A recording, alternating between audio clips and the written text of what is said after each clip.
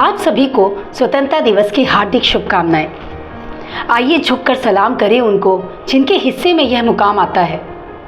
कितने खुशनसीब होते हैं वो लोग जिनका खून वतन के काम आता है।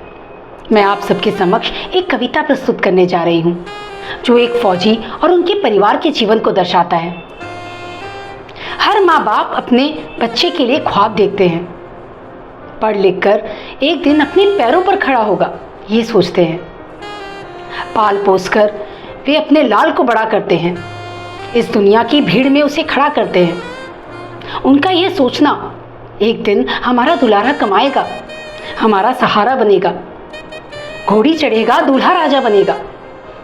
इसी की वजह से किसी दिन हमारा चूल्हा जलेगा। इसी उम्मीद में ना जाने कब वो बड़ा हो गया। उसके जहन में आर्मी ऑफिसर बनने का सपना खड़ा हो गया। माँ की ममता पर मातृभूमि का प्यार भारी पड़ गया। बस फिर क्या था, बेटे का सपना ही माँ बाप का सपना बन गया। सब कुछ छोड़ छाड़ कर लाल देश सेवा को चला। दिन बीतते गए, साल गुजरता गया। कितनी होली गई, कितनी दिवाली गई।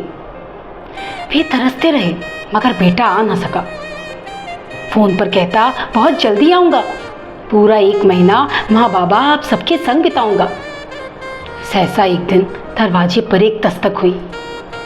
सबकी निगाहें मानो दरवाजे पर थम सी गई। खोला, देखा तो एक सैनिक आया था। पूछा हाल बेटे का तो उसने सिर झुकाया था। साथ अपने वो तिरंगे में लिपटे हुए बेटे को लाया था। पल भर के लिए यह दृश्य देखकर वहाँ सन्नाटा छाया था।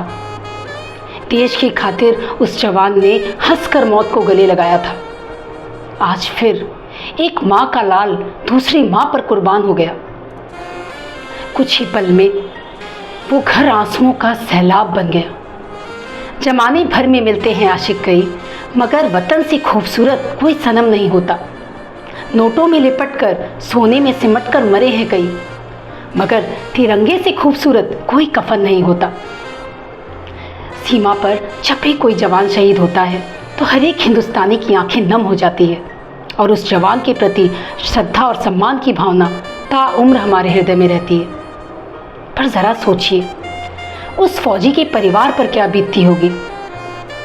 पल भर में एक माँ की गोद सूनी हो जाती है, पिता की लाठी टूट जाती है, पत्नी की मांग उजड़ जाती है और मासूम बच्चों का सहारा छिन जाता है।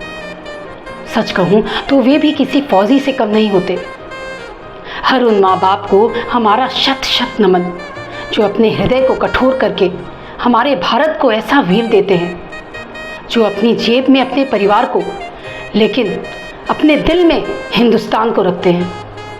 अंत में 2 पंक्तियाँ उन माँओं को समर्पित करना चाहूँगी।